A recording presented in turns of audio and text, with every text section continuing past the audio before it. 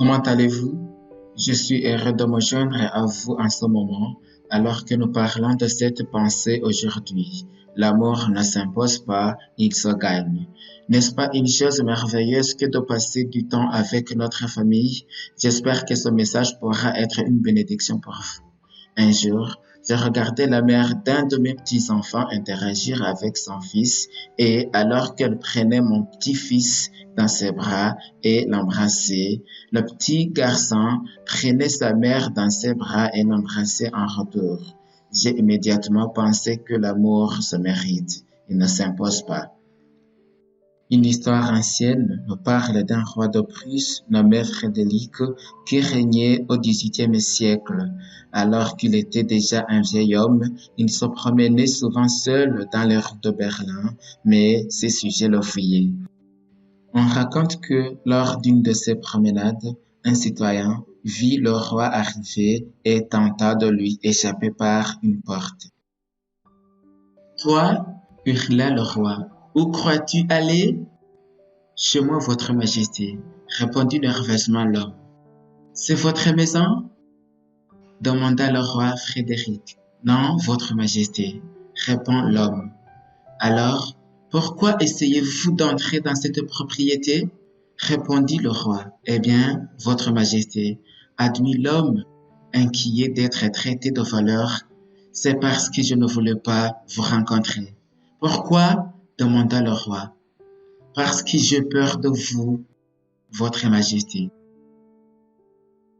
Le roi Frédéric a alors levé la canne qu'il utilisait comme bâton de marche et, en pointant l'homme, a dit « Tu n'es pas censé avoir peur de moi, vous êtes censé m'aimer. »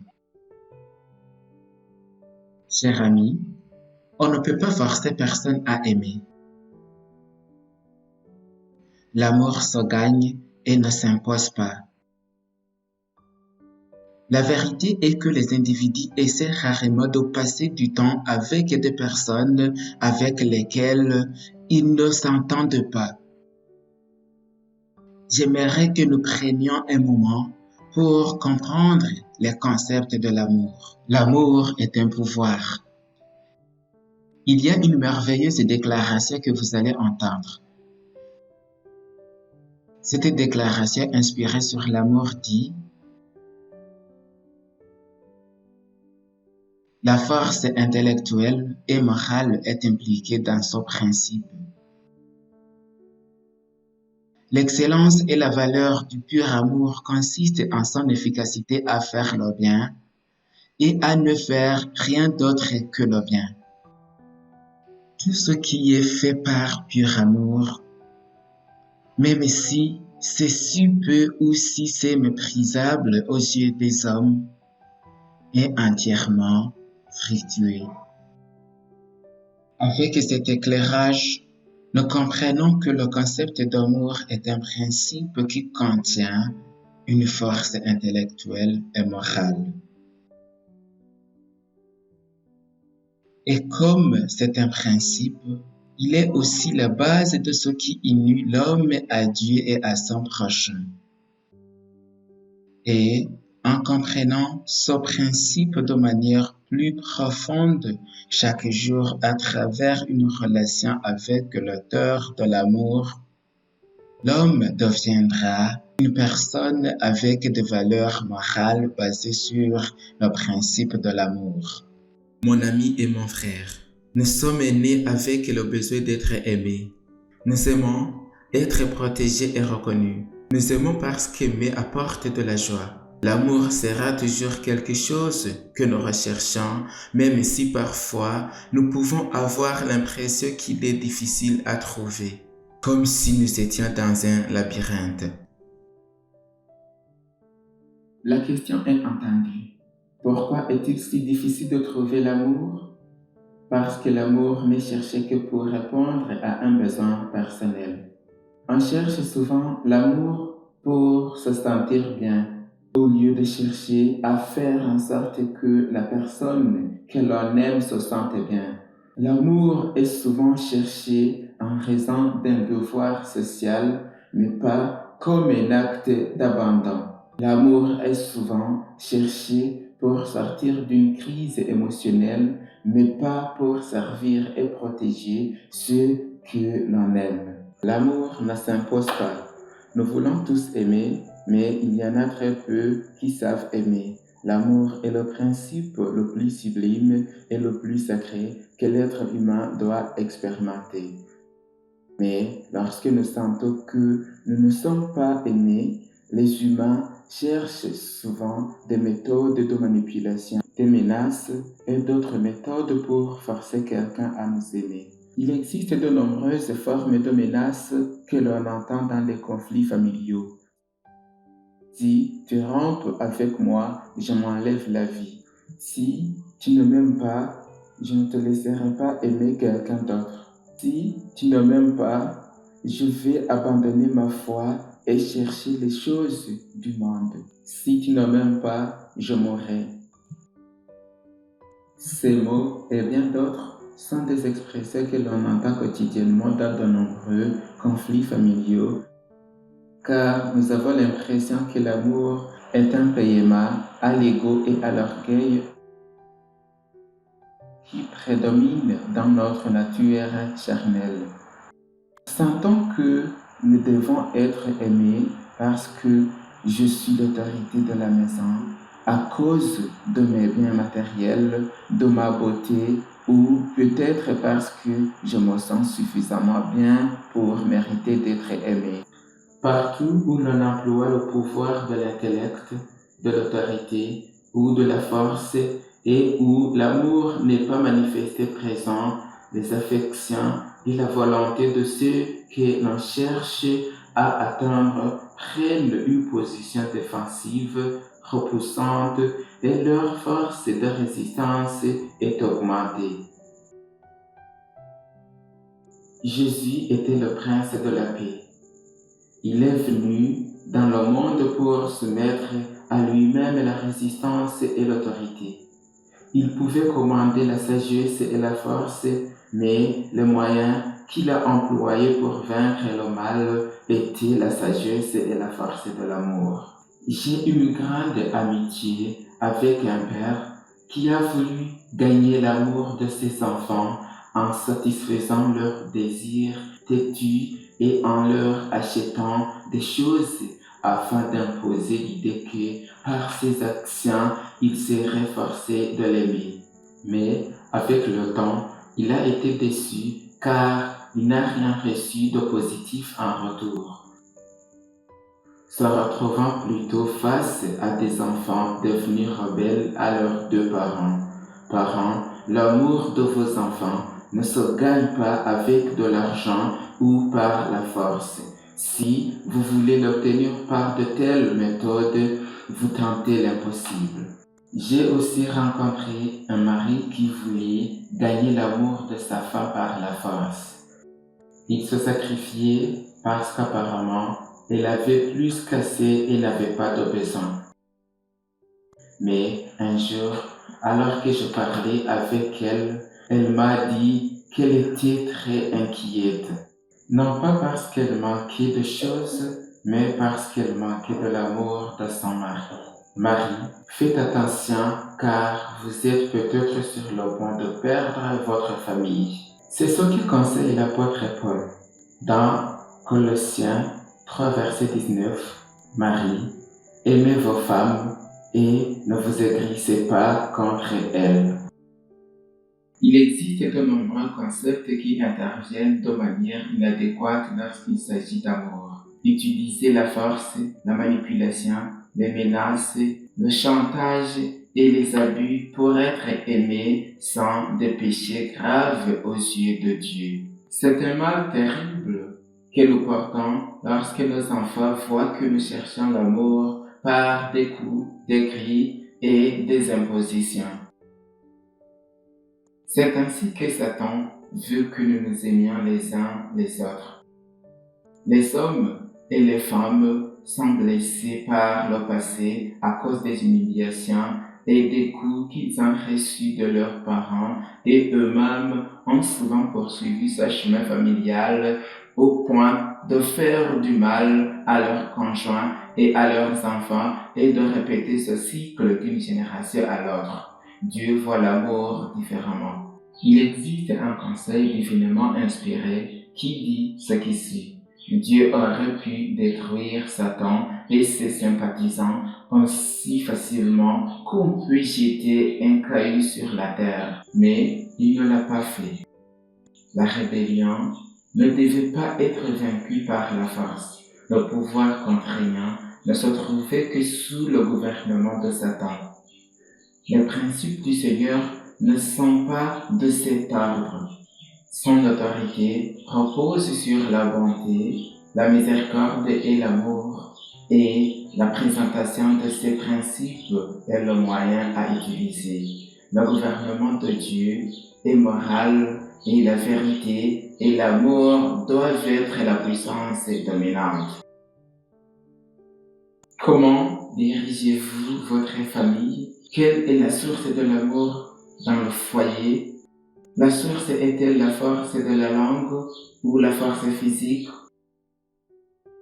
En tant que berger de brebis, j'ai vu des foyers gouvernés par la force satanique et ils apparaissent devant l'Église comme des brebis douces et gentilles. L'amour a été habillé d'hypocrisie et de mensonge.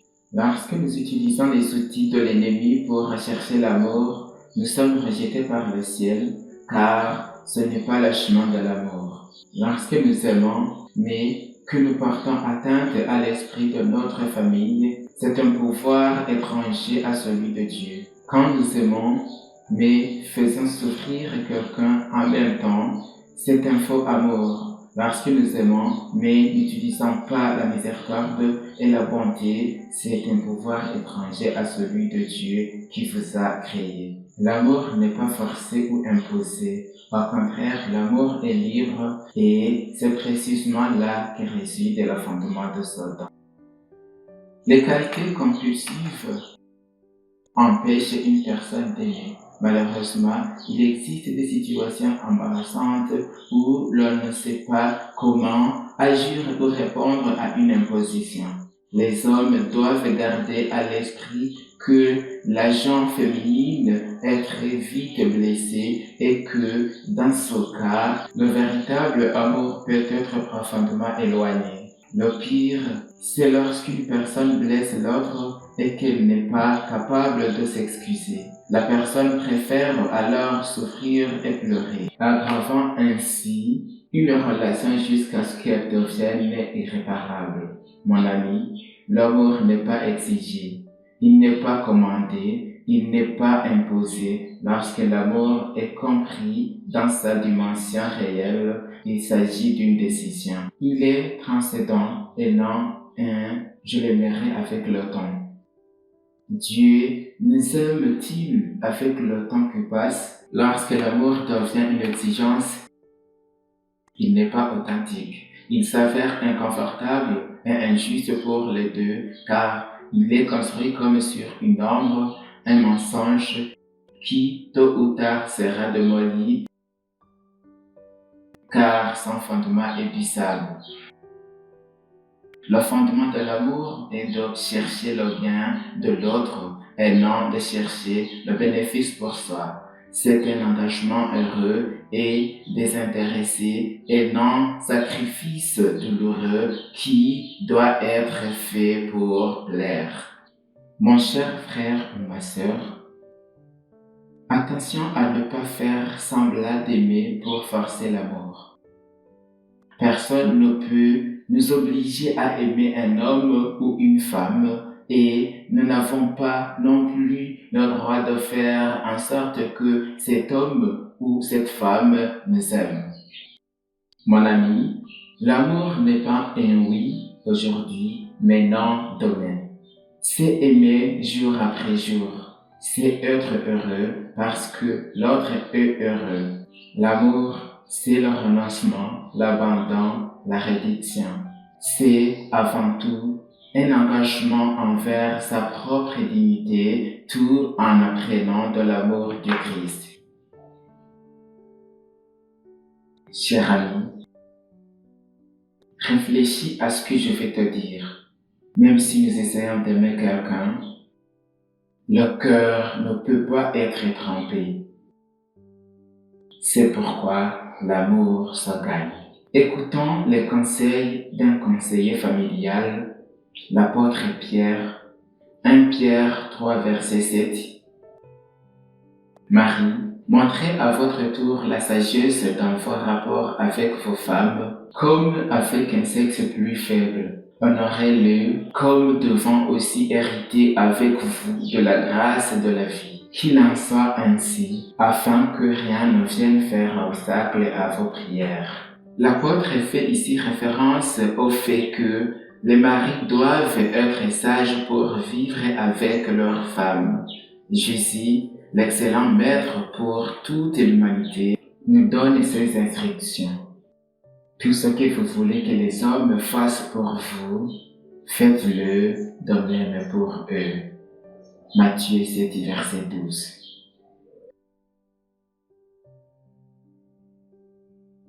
Des résultats bénis apparaîtront comme le fruit d'une telle conduite, car on vous mesure avec la mesure dont vous vous serez servi.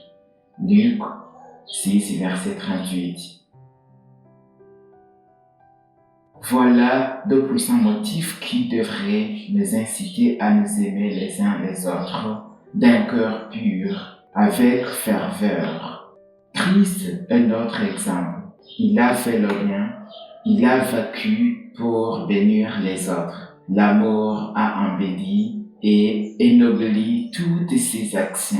L'amour confère à son processeur la grâce, la convenance et l'élégance du comportement. Il illumine le visage et adoucit la voix, il affine et élève l'être tout entier. Quand l'amour est présent, la vie est pleine de grâce et cela se voit dans les actes.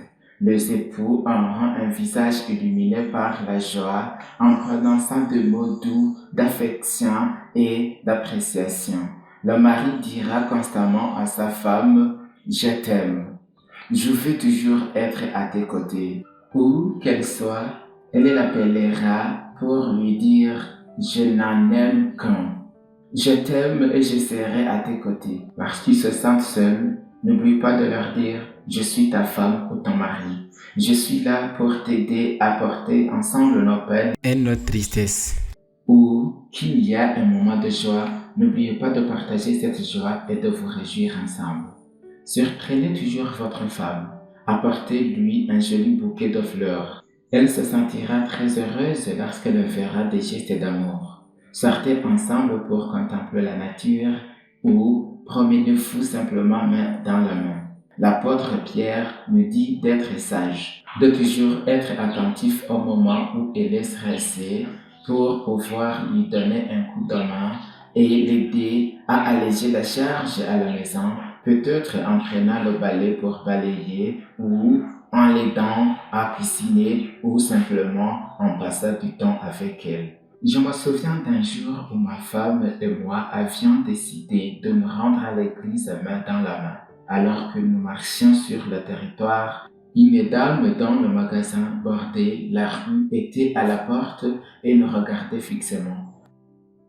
Lorsque nous nous sommes approchés de sa porte, elle a dit « Vous êtes tous les deux une scène à admirer ». Pour réaliser que c'est possible, lorsque nous nous sommes arrêtés et avons parlé avec elle, elle a mentionné qu'elle avait des problèmes dans sa maison, mais simplement en nous voyant nous promener main dans la main, nous lui avons donné de l'espoir pour sa maison. Il y a beaucoup de familles et de foyers qui, en voyant, peuvent croire. C'est pourquoi il est important que vous viviez la vie que vous manifestez. Parents, si vous avez vos enfants à vos côtés, dites-leur que vous les aimez. Et s'ils sont loin, appelez-les tous les jours. Ils voudront toujours entendre votre voix. Et ne cessez jamais de prononcer les mots magiques « mon enfant » ou « mon fils » ou « ma fille ». Il est rare que je n'appelle pas mes 5 enfants.